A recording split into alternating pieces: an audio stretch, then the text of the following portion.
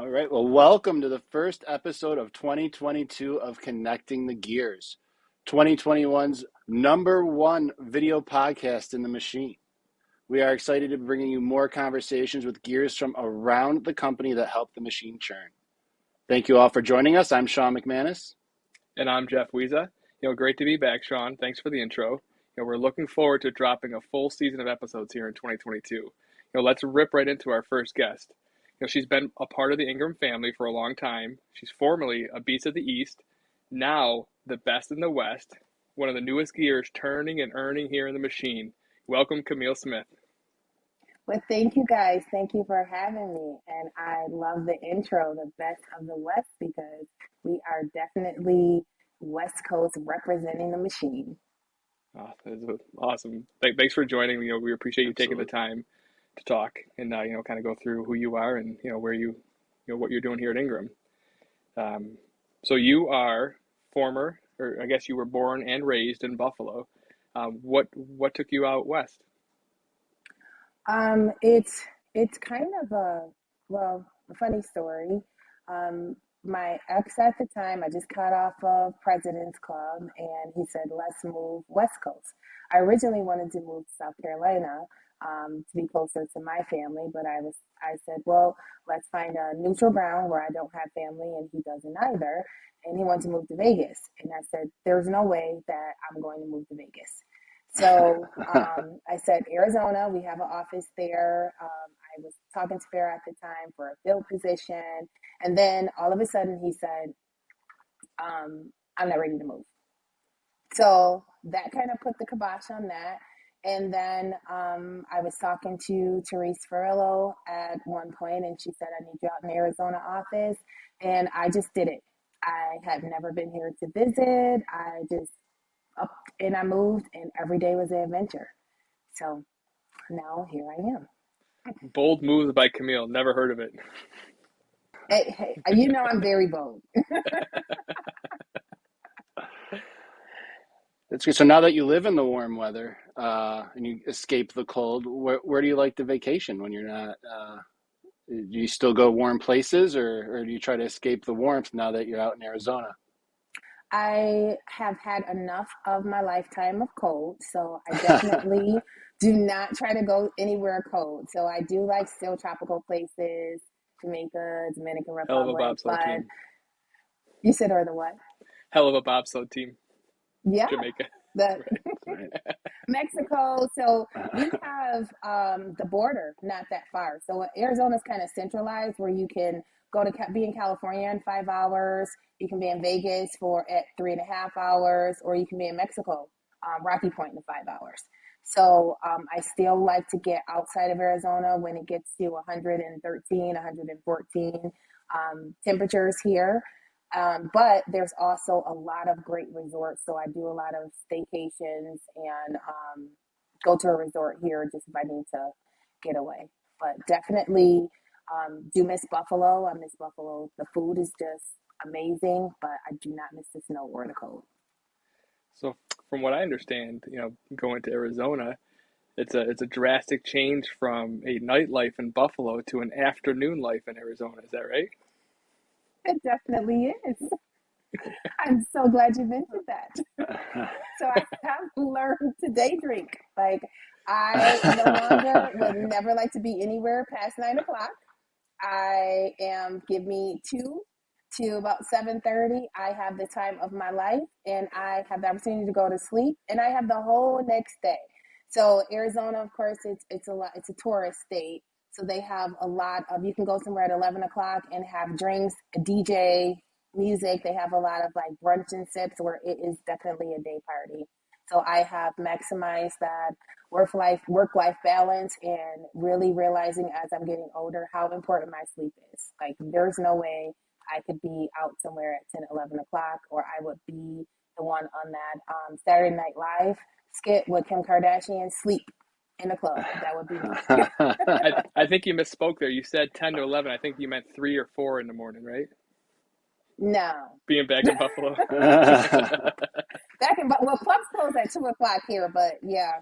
Back in Buffalo, it was like I would come home at 6 o'clock in the morning. I'm like, why? Why would you even Right. ever have done that? Yeah, Now it right? just sounds exhausting. I think back to those days and I'm like, no way, no way. Yeah. There's Well, a far. why do we ever do that? Yeah. It Ridiculous. definitely gives me, more time in the day, and just having that sunshine. I meditate now. I'm very big on just like mental meditation and energy and just kind of keeping those positive vibes every day. It sounds amazing. Sounds like a West Coaster. Yeah. What do you miss about Buffalo? You. I miss the Nah. people. I really do. I miss the, neighborly feeling. On this street here, like a lot of people, Arizona's a melting pot. So you have people from all over, but that kind of brotherly love that you get in Buffalo, you don't. Like the neighbors, they come in their houses and they go in like no one talks to each other. So it was like a culture shock for me when I moved here. And my neighbor, she was from Morocco. So I introduced myself to her and I said, if you need anything, just let me know. That's just, what you say. Well, she knocked on the door and she's like, could I watch our kids? And Lena and Sophie, they were 4 and 2 at that time, and they still come over. So she doesn't live there anymore, but they still come over, and they're 10 and 8, and it's a cultural difference, and I love the diversity part, but that was like, I'm coming in, what do you need? And then we had them outside, we were bringing the other kids outside, so just kind of being here and creating that like neighborly kids going outside playing and you help each other out. It's not like that here, so that's one of the things I miss. Being in Buffalo, I do, again, I miss the food. There's no place here that I think, oh my God, I want to go and eat that. It's not. It's just a lot of commercialized places, and tacos. And tacos. Have you found a And place to get a good tacos. wing? Yes, not as good as Buffalo. Not a Duff's, not an Anchor Bar. There is a sports bar here called Zips, and they have like a honey mustard sauce, which is pretty good, but nothing, Right. nothing compared Nothing's to. just not the same. No, I Right. have a whole list of things for you guys to send me. Pizza, feel free to overnight at any time. Absolutely. We can do Which one? that. Bocce's. Bocce. Leonardo's was my favorite, but Bocce's and Picasso. Picasso's. That's a Picasso's. home run Probably ate right a there. lot of Picasso's. We all have eaten a lot of Picasso's working at the Buffalo office because it's so close, I bet. Yes, it's so good. It's great. Is it? So we also heard that you have developed quite an uppercut out there in Arizona, and taken up some boxing. Can you tell us a little bit about that? Yes. So I have been boxing for about a year now, and I I've always taken karate. I've always loved boxing. I love the sport. Just I'm just a fighter. I like it. So that's the only exercise that I would be consistent at. So I was trying to find trainers, and I was getting like outrageous one prices for 101. So there's a boxing gym called Chavez Boxing Gym, and he did 101 trainings. And this guy did not call me back. I kept calling him. It's like, listen, sir, I'm not a stalker, but I really want to do this, and I need you to get me into a session. And so it's 101 training. So I take it 3 times a week, and I love it. So as I was taking training, he only would give me, I would have to go at like 8:30 at night because that was the only slot that he had open. And I was like, all right, you know what? If you want to do this, if you do something, you need to be dedicated to it. So I would go 8:30, 3 times a week there. And the reason why he had later sessions for his um, adult one-on-ones is because he runs a non-for-profit for at-risk youth. So they got the prime time hours. So Absolutely. when a earlier client will cancel, I was able to go there at like 6 o'clock while the kids were still training, and just to get to see these kids and how he trains them, how they have to respond. Yes, coach. Just teaching them different manners, the meditation, self-discipline, self-love, I decided to get involved with the non-for-profit foundation there. Sounds like we can get a rough and rowdy together so you can whoop that Jake Paul's ass. I think I don't know. I gotta get back, and I went last night, and I have two trainers. So I have a younger one on Thursday, and then the owner trains me on Tuesdays and Saturdays. And it's kind of like he trains me, and we talk about things. The young one does not talk, and I'm like, how many rounds do I have to go? it's I was like, oh, it's a lot, but I did 6 rounds yesterday Wow. with 15 seconds break in between. So I'll just continue to get better at it. But it's such a stress reliever. Like anytime I leave boxing, I have no care, and I'm tired, but I have like no care in the world. How does Oh, that who'd have feel thought going that? round and round? I'm sorry, Sean. Oh, Sorry. I was just gonna say, who'd have thought that punching people a bunch of times over and over again would relieve that stress after a long day of work, huh? Yeah, it's a challenge. It's more or less for me to just continue to challenge myself and challenge my body to see if I can do it. Because when I first started, I was only able to do 3 rounds. So now I'm up from 6, and my combos are pretty sick. I learned how to 1, 2, 3, 4, and I slip under, then I hit you with a hook. So I'm ready. We don't want no problems here. We don't. So how Just involved are you with Lisa. that? Yeah, just me, of course. Uh, how involved are you with the not for profit? This year I have really taken a deeper dive. We've done some fundraising because they don't get a lot of funding. So with that, we did a fundraiser every year. They do adopt a family, and we have families like that are local in the area, and they have to fill out an application of what they're in need of, and we actually all of us cook for the families. We go out and buy gifts. Ingram actually helped participate in adopting some families this year. So I dedicate my Christmas Eve every year to gather with these families and help serve them and pass out the gifts. So the families come, the kids come. It's good to watch them get excited to open up their gifts. And we had one teenage girl this year where she never had a pair of Nike ones, and they were like $100. So I took her, but the look on her face to open those up to have something that she normally wouldn't have, it meant a lot for me to actually be able to give back and meet and see these kids over the years. So that's my second year doing that. Um, I have not met with the other board members to see what we're going to do for fundraising this year, but I'm trying to get funding to have some activities for the kids to do outside of boxing, maybe a son's game, or just kind of taking them on different things outside of the elements where they would normally not have the opportunity to experience. That's beautiful. That's really great. That's That's really fun. great. So you mentioned that Ingram helped you get out west. Do you want to talk a little bit about your path, your career path? Yeah, well, Ingram has been my whole adult life.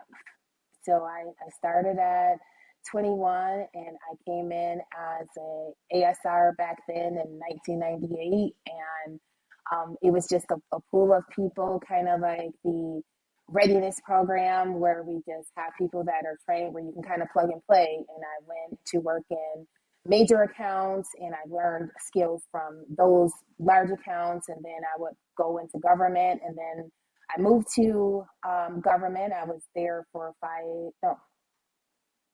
11 years. And that was just where I learned the base of knowledge with handling larger accounts, that sense of urgency, just very Cisco, just a lot of complex vendors. Then I was always on the nitro beta testing, where any new initiative that Ingram had, I wanted to jump on it. I wanted to learn what was coming up. I wanted to add input so it can just be better for the sales teams overall. And then from there, I moved over to VAR, which turned into Beast of the East. And then I moved to BCS, which brought me out to Arizona. And I just came into that office to just kind of help bring the Ingram culture here because it was fully BCS and they were all it was per DBO was purchased by Ingram, but there was not Ingram presence there. So I kind of took our culture from BCS over, I mean, from Beast of the East over to BCS and came up with the theme for Gladiators of the Sun and just kind of bridge the disconnect with trainings and kind of got that team up and going to have us kind of be one Ingram. And then I got involved with the philanthropic committee there and also with the movement for diversity and inclusion. I was a site leader there. And then the field position came up and I applied for that and was able to move over to the machine. And then I applied for the sales manager position out in the West. So just kind of taking all of that, those knowledge over the years and having just great management, executives, and mentoring. Like, Susan taught me about branding. Darren just always, said, you're either going to be at the top or you're going to be at the bottom. So that just kind of stuck with me through the years of always learning, always applying myself, always just looking to see what's next and how I can use all of this knowledge to help other people. That's great. And, we from where we sit and we can see the success that you're having as a manager, even not being in the Buffalo office and having the success of managing the teams in, Arizona and Buffalo. What do you think makes a successful manager? Having a servant mindset. I think it's important to look at your team as how can I impact a person every day? How can I serve my team? And actually, Dana Day would always say, you have to like people. You have to like people to be in this position. And I think as managers, it's a key part for your team to know that you care, that you're invested in their career development. And it's not about you. It's not about, it's not an I, it's a us. So that is something that is important to me. That is something that I have learned from all of the existing management. And I just want to kind of keep that legacy going and just have just a dynamic team and just contribute to the machine. Yeah, Camille, for as Great. long as that I've known you, we've had a lot of great influences from our management team and our leadership team, and I'm sure you're going to do a great job of passing those tidbits along to everybody that works with you. Absolutely.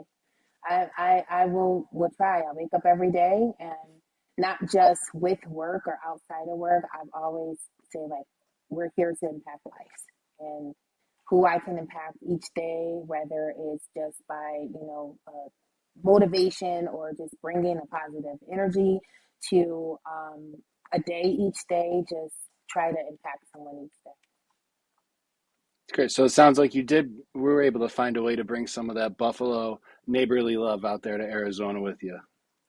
Spread it Absolutely. around. They didn't have a choice. I'll be stalking them. Exactly. That's I'm gonna fine. punch him with a right. Yeah. You got two choices. You We are can be going to friends accept my or love. Thanks again, Camille, for joining us and talking to us about who you are and letting us dive into to Camille Smith and finding out where your career path was here at Ingram Micro.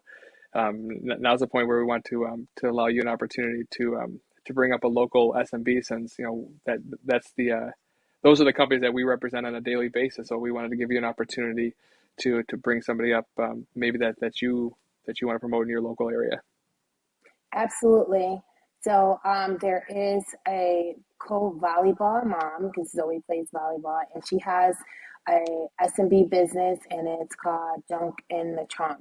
So they have a vintage market. So if you're looking for clothing or antiques or jewelry, they have pop-up shops that they do, and they bring other small business other small business vendors together, and they have a little marketplace where you can just support your local businesses. So I think I gave you guys the Instagram. So if you want to post that, feel free to look on there and find some vintage or some unique items.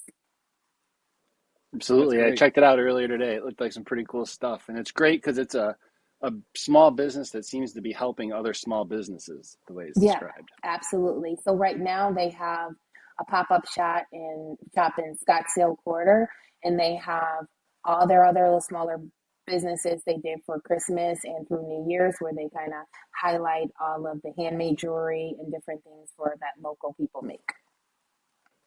That's great. That's great. And poking around, I did see that they were building out their online shop too. So even us in Buffalo, when that gets up and running, we can go ahead, jump on, check that out, and we can support them from out here as well. Absolutely. Thank you. Absolutely. So that's really it. That's our show for today. The first one of 2022 is in the books. We want to, like always, we thank our management team, Merritt, Taylor, and the rest of the Ingram creative team that helped us put this together. A special thank you to you, Camille, for taking the time to talk to us and everything you do for us and the team. Don't forget to check out Junk in the Trunk, vintagemarket.com. I almost feel as it's a trick to get me to say junk in the trunk in front of everybody. But check out Junk in the Trunk, vintagemarket.com, and all the awesome things they're doing. And don't forget to check out the Chavez Youth Community Foundation and all the great work they're doing in the Arizona community there. We'll have all these links up on our Instagram page at Connecting the Gears on Instagram. But until next time, thanks for listening. Keep those gears turning. And be good to one another. And as we found out today, junk in the trunk, not just a euphemism. And impact lives. Impact lives.